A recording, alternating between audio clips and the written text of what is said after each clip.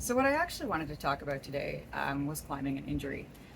Starting in about mid-May this past year, I started having a lot of just intermittent pain in my shoulder, in my left shoulder, which happens to be my dominant arm, my left.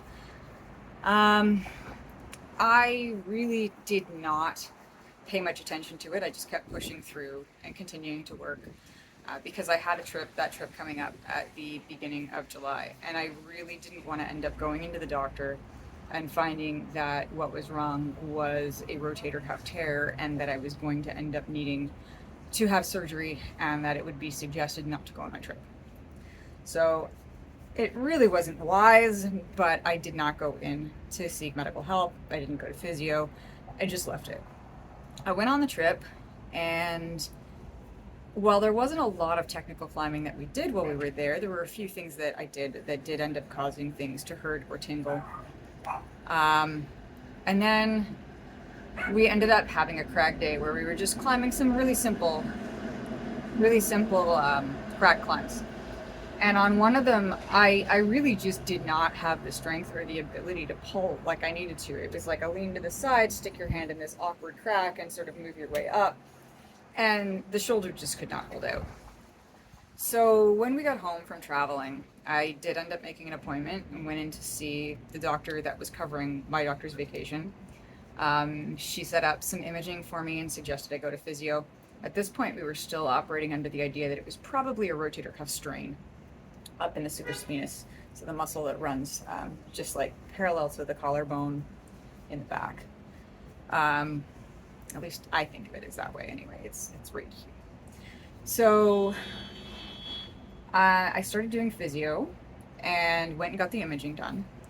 And by the time the imaging was processed and looked at and everything and passed along to my physician, my GP was back from vacation and she took a look at it and gave me a call. Turns out that it has nothing to do with a rotator strain, sprain, pull, tear. Instead, it's bursitis. So that means that the cushioning that's underneath of here is inflamed from repetitive use or static use that just held it. So more than likely mouse at work. Not really 100% sure, but it has been somewhat crippling. In the mornings, I have a hard time moving my arm, moving my shoulder. And because it is my dominant arm, it's really hard not to use it. Um, my GP has suggested that we go a little bit aggressively with it and have a cortisone shot, um, which will be done on Tuesday. At this point, I've been doing physio for about 3 weeks, and I have seen some gains with that, and I will need to continue it because my shoulder blade isn't moving properly. Instead of staying nice and flat against my back, when I pull, it tips out. And it should be staying in, and the two blades should be pushing together or pulling together. So there is definitely some work that needs to be done there to make it act correctly. And then once that's happened, hopefully that'll add enough strength to keep this from becoming a chronic condition. But the cortisone shot itself should take away some of the pain and give me back a lot of my range of movement so that way I'm able to work on it. It's been a real bummer as far as climbing and being able to train because it causes a lot of pain.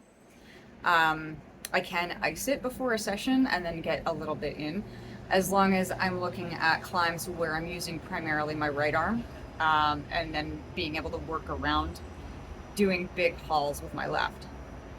The thing is, though, I'm also still teaching climbing at the same time. So what ends up happening a lot more than it should is that teaching a lesson will end up using up the spoons that I have for being able to deal with the pain, deal with the icing, deal with all of the stuff that goes with it.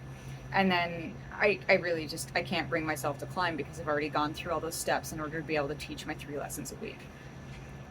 So I'm at a point where I'm trying to decide if I need to give up teaching, which is something I love and that gives me back a lot. I really, really enjoy imparting knowledge on others and helping them achieve the ability to top rope, the ability to climb, and to do it in a safe manner. But at the same time, doing that is keeping me from being able to climb, and is that really helping me? The other thing that we've noticed is that this seems to be very stress related, because the pain is worse when I've had a higher stress day the day before. And so there's also that question of which is more stressful for me, teaching or climbing, which helps reduce my stress more, teaching or climbing. So I may need to give up teaching in order to allow for this to heal and allow me a bit of time to climb to reduce my stress. Um, Wait for the motorcycle. There's also been the question of whether or not I should be running, because running again is a movement. It's moving your shoulders, right? And that could also contribute. Like anything that rubs on the bursa when it's inflamed is an issue. So I haven't been running. So I haven't been getting in my cardio. I've just been doing long walks here and there. Went for a hike on Saturday, that sort of thing. And I'm wondering if perhaps I do need to go back to running to help reduce that stress in a way that's not going to require a load on the arm like climbing would. And perhaps maybe running once or twice a week will reduce the stress enough that I can climb once or twice a week without it being a huge amount of pain. We'll see. But as someone who identifies as a climber and really, really enjoys that sport and uses it as a way to deal with stress, as well as just an activity that I enjoy for the sake of doing the activity, it's been hard.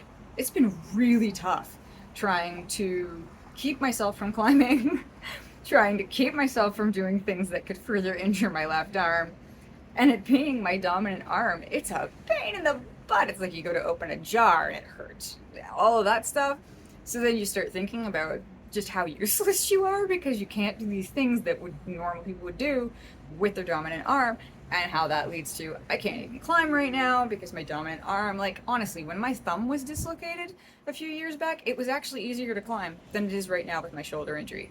So it sucks. I'm working through it and we'll see where it goes. Thanks for joining me. I'll have another post sometime soon. Take care.